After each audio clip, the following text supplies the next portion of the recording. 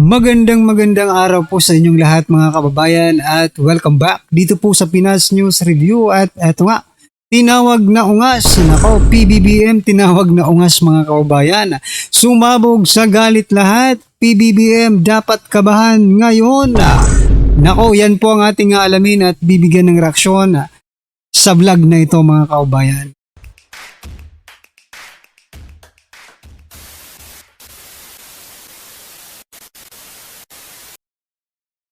So eto na nga mga kababayan, no?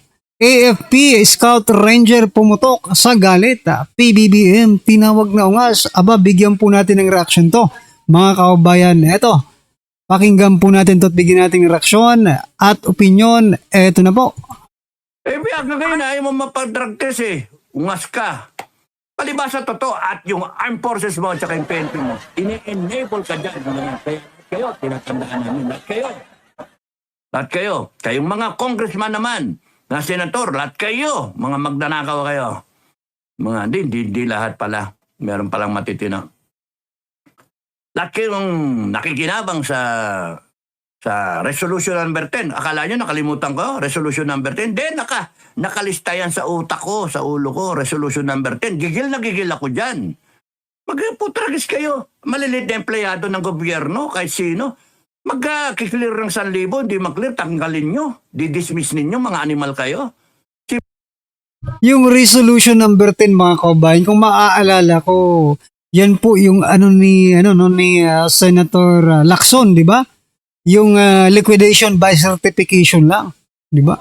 Bibigyan po sila ng gaya po ng 2 million na bonus di umano, ha? Ay hindi 'yon. Yun nga yung mas malala pa pala yan sa sa resolution number 10 yung bonus na 2 million na yan. Kasi wala talagang ibibigay na resibo, walang liquidation yan mga kababayan. Basta ibinigay sa inyo, gastusin nyo yan. Diba? Yung resolution number 10 mga kababayan, yun po yung liquidation by certification. No? Lista-lista lang, i-certify mga kababayan. At pipirmahan, okay na po yun mga kababayan natin. Ha? Yun po yung may tawag dyan legal na pagnanakaw, no? Legal na pagnanakaw ng mga hinayupak. Simple sundalo, hindi makaklear ng magbigay ng resibo, mamalasin sa inyo. Ganon din sa kumpanya, mga private sector.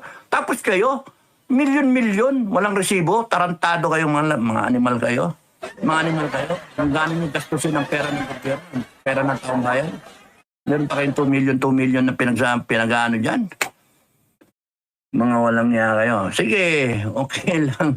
Kala nyo. Kaya ang payo ko kay Gerald Pocus, wala yan, sir. Join the club. Join the club. Ako yung unang kinasuhan ng inciting to sedition, last January 14. Nag-appear ako ng February. After nung alumni homecoming, na-meet ko si Bato. Nakarap ko nga si General Torre. Nagharap kami doon sa DOJ. Bigay ako ng aking affidavit, nagbigay siya ng kanya, no? Yung kaso. Kasama ko yung lawyer ko. I was offered na mag-lawyer ng ibang tao, yung mga Del Calibre. Tapos sabi ko, hindi na, I'll defend myself. Sino ko yung lawyer na classmate ko? Si Colonel Jose, no? At sinabihan ko siya, Bok, huwag ka magalala. Kahit makulong ako, okay lang. Kahit kasuhan ako, okay lang. Huwag ka magalala. Ang kailangan ko lang, representation. No? Magaling din si Jose.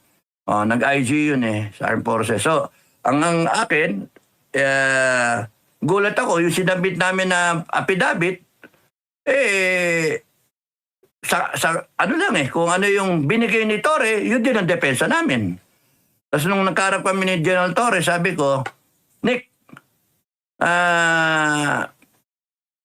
pasalamat ko kay Bato. Nagkita kami sa sa homecoming sa parada. Nagkita kami, tinatanong ko, ba si General Torre? Ano ba 'yan? Ba't ganyan yung animal na 'yan? Sabi ko gano'n. Ba't ganyan yung animal na 'yan? Kasi pagka nakita ko, pagka nagkarap kami sa DOJ, sasapakin ko sabi ko gano'n. Sabi ko kay General Torre, pasalamat ka. Tapos sabi nilang ni General Torre, sinabi niya yun, sir? Kaya hindi kita sasapakin ngayon. Wala akong pake kahit kasuhan nyo ako Basta nasapak kita Natugo ko yung ilong ba? Yung ganun ba? Out of galit, out of talaga Kung kakasuhan ka, you're exercising your freedom of expression. Yun nga ang masama mga kababayan, no? Dito sa administrasyong ito, nangako pa sila, no? Okay, ipapakulong namin before Pasko. Ha? Kulong na ang mga yan. Diba? Before, hindi po natupad ng Pasko, hindi natupad ng Pasko. Ha? Nangako ulit.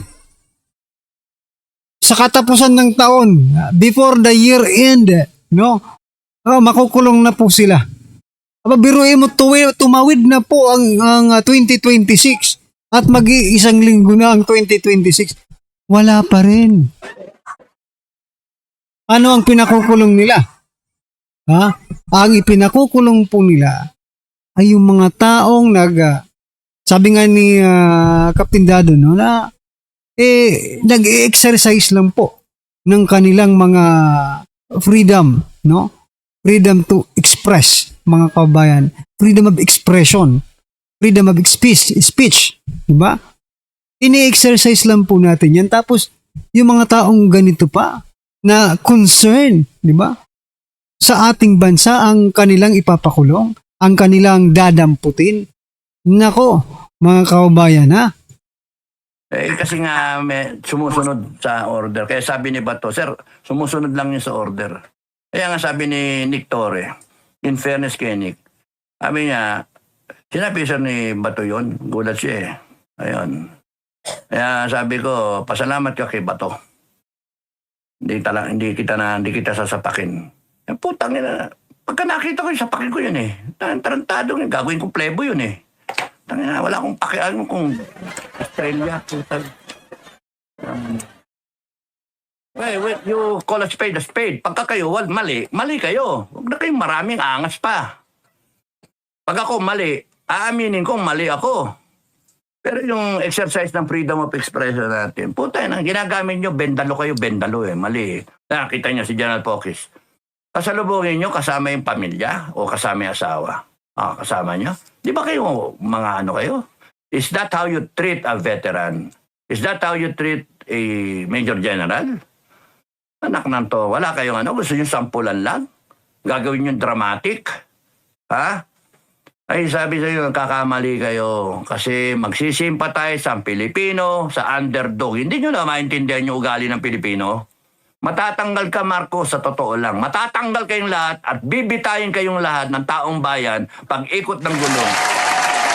Pamitin yung konstitusyon. Pamitin yung konstitusyon.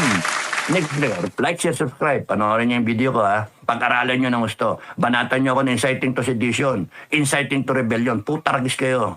Mga animal kayo. And that will be the hudyat. Kaya hintayin niyo yung kaso. Sige, kasuhan niyo kami. Naman, animal kayo. Alam niyong mali kayo eh. Tapos hihiritan niyo kami. Putaragis sa libro ko, pagka ako, alam kong tama ako, no? Paglalaban ko. Pagka kayo mali, putragis kayo, umamin kayo, mali kayo. Hindi yung gagamitin yung batas, and then itutwist nyo, and then putunin nyo. Ito kayo.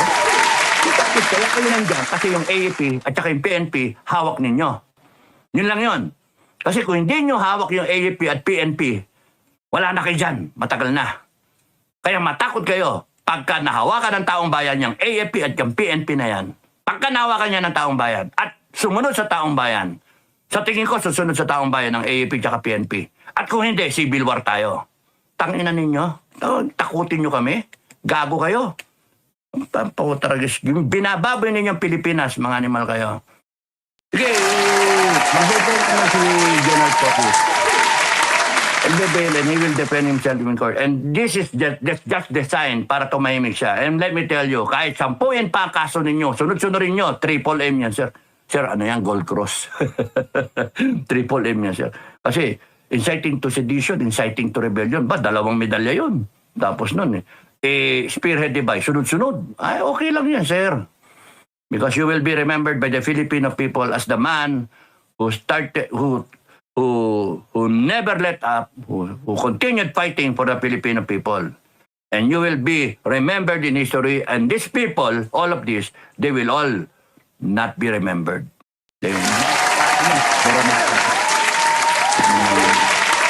Kasi akala nila silang mga may mga pwesto, later on, hindi pwedeng dahilan na sumunod lang kayo. Mga animal kayo. Kaya may konstitusyon tayo. Kaya tayo may konstitusyon. Tarantado kayo, tapos nun, babalasahin yung konstitusyon, ibibintang nyo kami ang gago, kami ang mga tarantado. Sira ulo kayo. Ano lang yan, sir? General Focus. Ano lang yan? Nananakot lang yan. Puta yung mga yan. Nalalakas, nagpapalakas lang. Sa totoo lang, sir, ano yan eh. Takot na takot sila, sir. Sa totoo lang. So yun mga kababayan, saludo po tayo, no? Diyan po kay General Pukis, no, mga kababayan, sapagkat isa po siya sa malumalaban against corruption, against dito sa flood control anomalies na ito. Isa po siya sa pinakamaingay patungkol po dito. At siya po ang sinampulan mga kababayan, no? Kasi siya po ay dating general, no? Kaya iisipin nila, nako, kung etong ang general na ito na ipakulong namin, kayo pa kaya? 'Di ba? Tayo pa kayang mga maliliit na mga vloggers, hindi nila kaya, no? Siyempre kaya nila. Well, anyway, wala rin tayong magagawa pag nangyari 'yun, no? Kasi 'di ba? Kailangan lang din natin i-share yung mga sinasabi ng mga generals, mga retired kumbaga, 'di ba? Kailangan natin i-share para kasi mas pinaniniwalaan po sila eh. Mas magandang pakinggan kung sa kanila mismo maririnig ng taong bayan. Di ba? Kaya saludo po kami sa inyo. Sir, respect, no? Full of respect. Dito po kay General Pukis at sa iba pang mga retired generals, retired veterans, mga kaubayan, na patuloy na sumisigaw, patuloy na nag-iingay, no? Patungkol po dito sa korupsyong nangyayari sa ating bansa. Hey, Para for them to employ such a tactic, na idadramatize pa, etc., etc. Hindi na, kumbaga mga kaubayan, kung sa balita pa sinisensationalize nila yung pangyayari ito, no? Kay General Pukis, mga kaubayan. mga popol naman, hindi nila alam na sila ang losing side pagka ginawa nila yan. Kasi ikaw pa yung sisikat eh. Ikaw pa yung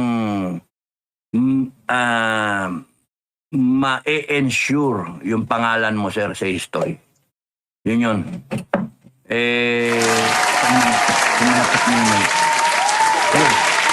Mga instruments of a drug craze administration, plundering administration, sino nasa tama? Masama ba yung mag-ingay? Masama ba yung mag-ingay? Bad trip talaga. So yan mga karabin natin, ano po ang inyong opinion, reaction? Just comment down below your opinion and reaction. Comment to, lahat na po, i-comment nyo na mga kaubayan dahil mahalaga po ang public opinion. Ayan mga karabin natin, maraming salamat po. Please don't forget to like the video. Maraming salamat po.